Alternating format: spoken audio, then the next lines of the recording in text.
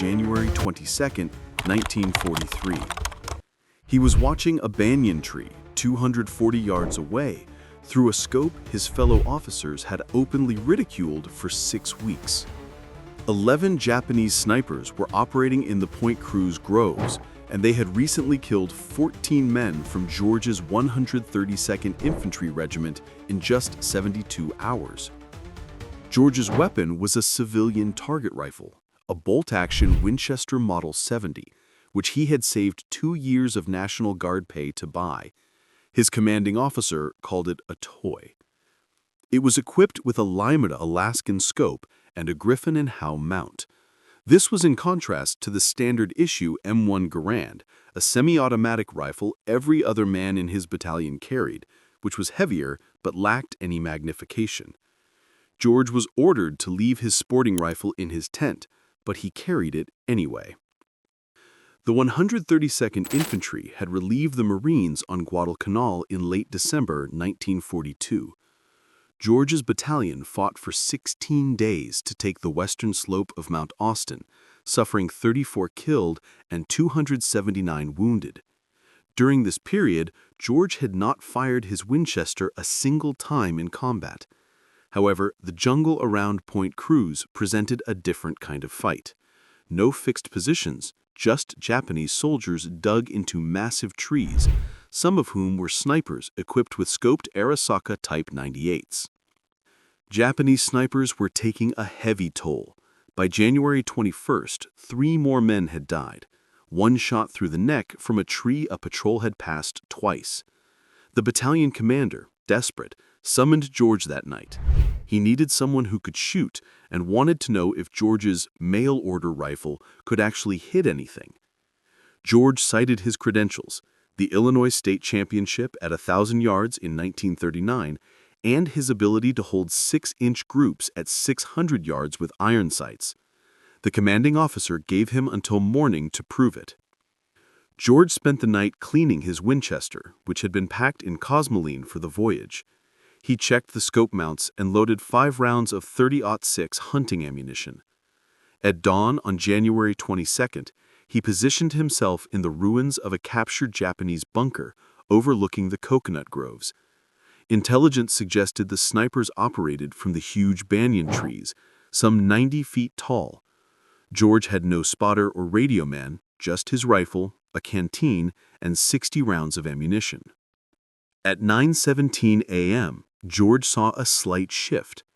A branch moved 87 feet up in a banyan tree 240 yards away. He eventually spotted a man in dark clothing positioned in a fork, facing east watching a supply trail. He adjusted his scope, controlled his breathing, and squeezed the trigger. The Japanese sniper jerked and fell 90 feet to the ground. George worked the bolt and chambered another round. He knew Japanese snipers worked in pairs, so the spotter would be nearby. Scanning the surrounding banyans, the 2.5-power scope forced him to search slowly, looking for movement in the heavy shadows. At 9:43 a.m., George found the second sniper 60 yards north in a different tree. This soldier was lower, retreating after hearing the shot. He aimed, led the movement, and fired. The second sniper fell backwards. 2 shots, 2 kills. George felt no different than shooting at Camp Perry, except that these targets shot back. At 11:21 a.m., George was targeted. A Japanese bullet struck the sandbag 6 inches from his head, spraying dirt into his face. He relocated and, glassing the trees to the southwest, found the shooter at 11:38 a.m. The sniper had repositioned to a different branch, but remained in the same tree. A mistake. George fired, and the third sniper fell, silently. By noon, George had killed 5 Japanese snipers. Word spread, and men who had mocked his rifle now asked to watch, a request George refused, knowing spectators drew fire. The Japanese snipers adapted, stopping all movement during daylight. George saw nothing that afternoon, returning to headquarters at 1600 hours. Captain Morris, now respectful, ordered George back in position at dawn. The next day, January 23rd, Heavy rain delayed operations. When visibility returned, George spotted the sixth sniper at 9:12 a.m. This one was 290 yards out, showing they were learning his capabilities. He compensated and fired. The sniper fell. The sixth kill brought a different response. Japanese mortars began hitting his bunker at 9:57 a.m. They had triangulated his position. As the third salvo approached, George grabbed his rifle and ran, diving into a shell crater. The bunker was destroyed. He relocated to a fallen tree 120 yards north and resumed his watch. The dynamic had changed. This was a duel. George killed his seventh sniper at 14:23 p.m. and his eighth at 15:41 p.m. The eighth kill was 94 feet up, silhouetted against the sky. He reported 8 confirmed kills over 2 days with only 12 rounds fired. Considering the original 11 snipers, only 3 remained. George spent the rainy pre-dawn hours of January 24th moving to a new position. A cluster of large rocks 70 yards south of his previous spot, which the Marines had used as a machine gun nest. At 8:17 a.m., George found sniper number 9 in a palm tree, only 40 feet up. The elevated rock position allowed George to see down into the fronds. He was about to fire, but hesitated. 8 kills meant the remaining snipers would not make elementary mistakes. He concluded the low position was a deliberate trap, a bait. The real shooter would be positioned to cover the bait, waiting for George's muzzle flash. George meticulously scanned the surrounding trees for 11 minutes. At 8:28 a.m., he found the real threat 91 feet up in a banyan tree 80 yards northwest of the palm. This sniper was perfectly concealed and watching George's previous position at the fallen tree. George realized firing at the real sniper would reveal his new location, allowing the sniper to relocate. He decided to use the bait. George fired at the decoy in the palm, then instantly swung his rifle toward the banyan. The real sniper turned toward the sound, creating a slight movement. George fired before the sniper could fully turn. 2 shots, 2 kills. But George had revealed his position to anyone else watching. He ran 40 yards and dropped into a drainage ditch. 6 seconds later, Japanese machine gun fire raked the rocks where he had been. George relocated again, this time to a shell crater filled with water up to his chest. 10 confirmed kills. 1 remained. This 11th sniper would be the smartest, one who had watched 10 comrades die and knew George's tactics. At 9:47 a.m., George realized his mistake. The 11th sniper was not in the trees. He was on the ground, crawling toward George's last known position at the rocks, using the undergrowth for cover. George remained motionless in the water, but the crater rim blocked his view of the approaching sniper. The Japanese sniper stopped 40 yards from the rocks, studying them for movement. At 10:03 a.m., the sniper reached the rocks and took a position in the old machine gun nest, facing east toward the drainage ditch where George should have relocated. He was now 38 yards from George, but facing the wrong way. Despite the clear shot, George hesitated, believing the exposed position was another trap. He scanned the surroundings and found a second Japanese soldier 70 yards northwest, behind a fallen tree. This soldier was motionless, watching the drainage ditch. 2 men, not 1. They were the final 2 snipers working together. George, with his bolt-action rifle, could not shoot both before they reacted. He submerged himself further into the water, with only his eyes and head above the surface. At 10:13 a.m., the soldier in the rocks stood up and signaled to his partner, believing George had moved farther east. Both men began moving east in a sweep, passing George's crater with their backs exposed. George rose slowly from the water, brought the Winchester to his shoulder, and aimed at the closer soldier. He fired. The soldier dropped, and George worked the bolt. He swung the rifle toward the second soldier, who was turning and raising his rifle, and fired again.